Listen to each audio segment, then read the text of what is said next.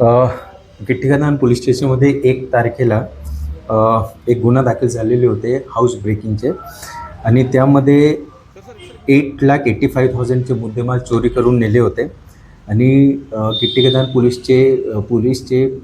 Police in charge आणि DB टीमचे पथक यांनी 2 दिवसात या गुन्हा डिटेक्ट केलेली आहे आणि 95% रिकव्हरी झालेली आहे. त्याचे टोटल एकूण अमाऊंट आहे 8,35,000, ज्यामध्ये 10 तोला सोनं आणि 1.5 लाख कॅश पण आहे.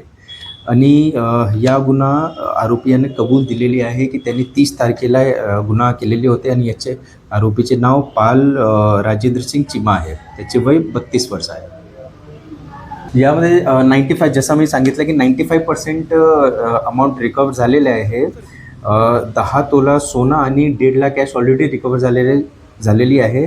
2 लाख कॅश गेलेले होते, त्यापैकी 1.5 लाख कॅश मिळाले. फक्त 50,000 त्यांनी खर्च केलेले आहे. त्याचे तपास आता पण चालू आहे. या कामगिरीमध्ये पोलीस स्टेशनचे इंचार्ज कैलास देशमाने साहेब आणि त्याचे जे DB टीम पथक आहे त्यांनी ही कामगिरी केलेली आहे.